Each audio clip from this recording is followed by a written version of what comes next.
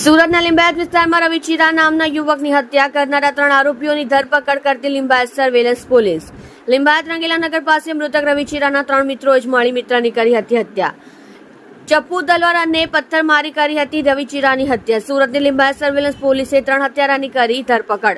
હત્યા કરનાર આરોપીઓ હર્ષલ ઉર્ફે દાદુ, મનોજ ઉર્ફે સત્તો અને શિવા ઉર્ફે બારાપલ્લીને લિંબાયત સર્વેલન્સ પોલીસે ધરપકડ કરી હત્યાનો ગુનો દાખલ કર્યો હતો.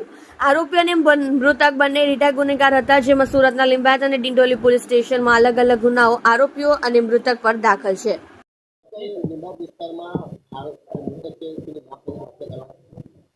આજથી 3 થી 4 દિવસ પહેલા એક વ્યક્તિ રવિ ચીરા એ પોતાના મિત્રો સાથે મનોજ, શિવા અને આ પ્રકારના એના 3 મિત્રો હતા, એની સાથે બેસી રહ્યો હતો અને એ વખતે આ બંને વચ્ચે બોલાચાલી થઈ હતી.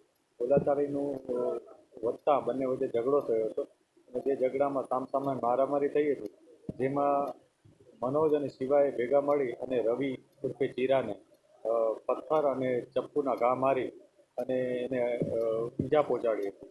આ ઈજા કર્યા બાદ તેઓ ત્યાંથી નાસી ગયા હતા અને જે ભોગ બનનાર છે એને હોસ્પિટલાઇઝ કરવામાં આવ્યો હતો.